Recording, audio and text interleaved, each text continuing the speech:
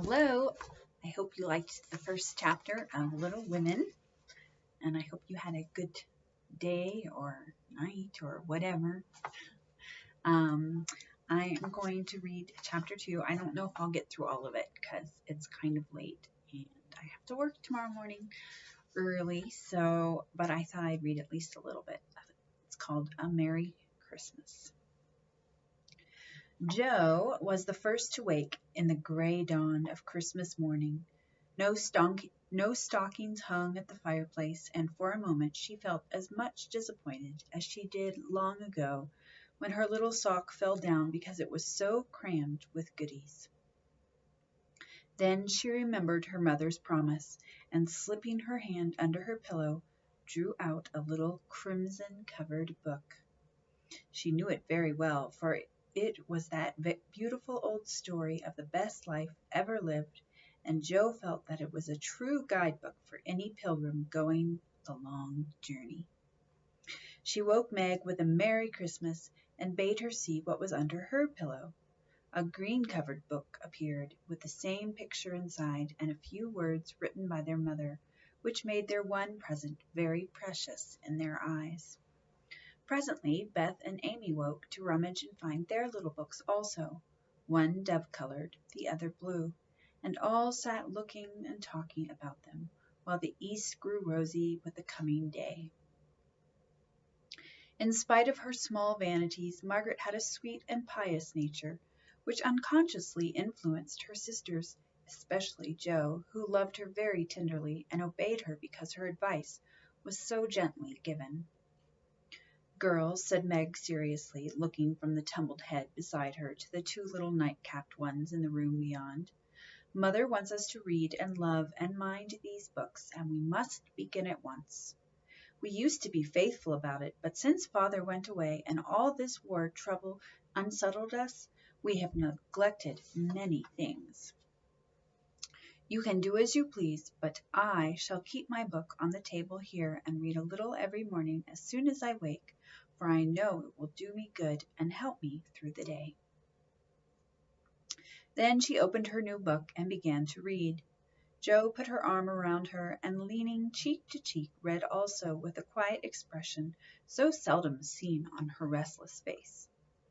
"How good Meg is! Come on, Amy, let's do as they do. I'll help you with the hard words, and they'll explain things if we don't understand," whispered Beth, very much impressed by the pretty books and her sister's example. "I'm glad mine is blue," said Amy, and then the rooms were very still while the pages were softly turned, and the winter sunshine crept in to touch the bright heads and serious faces with a Christmas greeting. "Where is Mother?" asked Meg, as she and Jo ran down to thank her for their gifts half an hour later. "Goodness only knows. Some poor creetur come a-beggin' and your ma went straight off to see what was needed. There never was such a woman for giving away victuals and drink cloths and firin'," replied Hannah, who had lived with all the family since Meg was born, and was considered by them all more as a friend than a servant. "She will be back soon, I think, so fry your cakes and have everything ready," said Meg, looking over the presents, which were collected in a basket and kept under the sofa, ready to be produced at the proper time. Why, where is Amy's bottle of cologne?" she added, as the little flask did not appear. "She took it out a minute ago and went off with it to put a ribbon on it or some such notion," replied Jo, dancing about the room to take the first stiffness off the new army slippers. "How nice my handkerchiefs look, don't they? Hannah washed and ironed them for me, and I marked them all myself," said Beth, looking proudly at the somewhat uneven letters which had cost her such labor. "Bless the child, she's gone and put Mother on them instead of M. March. How funny!" cried Jo, taking up one. "Isn't it right? I thought it was better to do it so, because Meg's initials are M.M., and I don't want anyone to use them but Marmee," said Beth, looking troubled. "It's all right, dear, and a very pretty idea, quite sensible too, for no one can ever mistake now." "It will please her very much, I know," said Meg, with a frown for Jo and a smile for Beth. "There's Mother! Hide the basket, quick!" cried Jo, as a door slammed and steps sounded in the hall. Amy came in hastily and looked rather abashed when she saw her sisters all waiting for her. "Where have you been, and what are you hiding behind you?" asked Meg, surprised to see by her hood and cloak that lazy Amy had been out so early. "Don't laugh at me, Joe. I didn't mean any one should know till the time came. I only meant to change the little bottle for a big one, and I gave all my money to get it, and I'm truly trying not to be selfish any more." As she spoke, Amy showed the handsome flask which replaced the cheap one, and looked so earnest and humble in her little effort to forget herself that Meg hugged her on the spot, and Joe pronounced her a trump, while Beth ran to the window and picked up her finest rose to ornament the stately bottle. "You see, I felt ashamed of my present after reading and talking about being good this morning, so I ran round the corner and changed it the minute I was up, and I'm so glad, for mine is the handsomest now." Another bang of the street door sent the basket under the sofa and the girls to the table, eager for breakfast. "Merry Christmas, Marmee, many of them. Thank you for our books. We read some and mean to every day," they cried in chorus.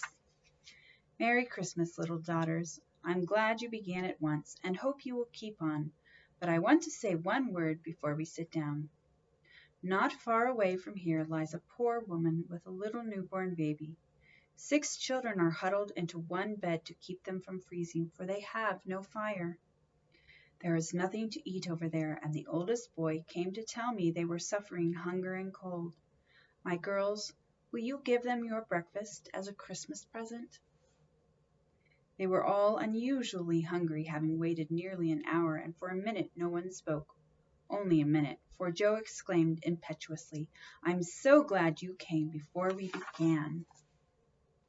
"May I go and help carry the things to the poor little children?" asked Beth eagerly. "I shall take the cream and the muffins," added Amy, heroically giving up the articles she most liked. Meg was already covering the buckwheats and piling the bread into one big plate. "I thought you'd do it," said Mrs. March, smiling as if satisfied. "You shall all go and help me, and when we come back we will have bread and milk for breakfast and make it up at dinner time." They were soon ready, and the procession set out. Fortunately, it was early, and they went through back streets, so few people saw them, and no one laughed at the queer party. A poor, bare, miserable room it was, with broken windows, no fire, ragged bedclothes, a sick mother, wailing baby, and a group of pale, hungry children cuddled under one old quilt, trying to keep warm. How big the eyes stared, and the blue lips smiled as the girls went in. "Ach, mein Gott, it is good angels come to us," said the poor woman, crying for joy. "Funny angels in hoods and mittens," said Joe, and set them laughing. In a few minutes it really did seem as if kind spirits had been at work there. Hannah, who had carried wood, made a fire and stopped up the broken panes with old hats and her own cloak. Mrs. March gave the mother tea and gruel and comforted her with promises of help, while she dressed the little baby as tenderly as if it had been her own. The girls, meantime, spread the table, set the children round the fire, and fed them like so many hungry birds, laughing, talking, and trying to understand the funny, broken English. "Das ist gut, die Engelkinder," cried the poor things, as they ate and warmed their purple hands at the comfortable blaze. The girls had never been called angel children before, and thought it very agreeable, especially Jo, who had been considered a Sancho ever since she was born. That was a very happy breakfast, though they didn't get any of it, and when they went away leaving comfort behind, I think there were not in all the city 4 merrier people than the hungry little girls who gave away their breakfasts and contented themselves with bread and milk on Christmas morning. "That's loving our neighbor better than ourselves, and I like it," said Meg, as they set out their presents while their mother was upstairs collecting clothes for the poor Hummels. Not a very splendid show, but there was a great deal of love done up in the few little bundles, and the tall vase of red roses, white chrysanthemums, and trailing vines which stood in the middle gave quite an elegant air to the table. "She's coming! Strike up, Beth! Open the door, Amy! 3 cheers for Marmee!" cried Jo, prancing about while Meg went to conduct Mother to the seat of honor. Beth played her gayest march. Amy threw open the door, and Meg enacted escort with great dignity. Mrs. March was both surprised and touched, and smiled with her eyes full as she examined her presents and read the little notes which accompanied them. The slippers went on at once, and a new handkerchief was slipped into her pocket, well scented with Amy's cologne. The rose was fastened in her bosom, and the nice gloves were pronounced a perfect fit. There was a good deal of laughing and kissing and explaining in the simple, loving fashion which makes these home festivals so pleasant at the time, so sweet to remember long afterward, and then all fell to work. The morning charities and ceremonies took so much time that the rest of the day was devoted to preparations for the evening festivities. Being still too young to go often to the theater and not rich enough to afford any great outlay for private performances, the girls put their wits to work, and necessity, being the mother of invention, made whatever they needed. Very clever were some of their productions: pasteboard guitars, antique lamps made of old-fashioned butter boats covered with silver paper, gorgeous robes of old cotton, glittering with tin spangles from a pickle factory, and armor covered with the same useful diamond-shaped bits, left in sheets when the kids of tin preserve pots were cut out. The furniture was used to being turned topsy-turvy, and the big chamber was the scene of many innocent revels. No gentlemen were admitted, so Jo played male parts to her heart's content, and took immense satisfaction in a pair of russet leather boots given her by a friend who knew a lady who knew an actor. These boots, an old foil, and a slashed doublet once used by an artist for some picture, were Jo's chief treasures, and appeared on all occasions. The smallness of the company made it necessary for the two principal actors to take several parts apiece, and they certainly deserved some credit for the land work they did in learning 3 or 4 different parts, whisking in and out of various costumes, and managing the stage besides. It was excellent drill for their memories, a harmless amusement, and employed many hours which otherwise would have been idle, lonely, or spent in less profitable society. On Christmas night, a dozen girls piled onto the bed, which was the dress circle, and sat before the blue and yellow chintz curtains of a most flattering state of expectancy. There was a good deal of rustling and whispering behind the curtain, a trifle of lamp smoke, and an occasional giggle from Amy, who was apt to get hysterical in the excitement of the moment. Presently a bell sounded. The curtains flew apart, and the operatic tragedy began.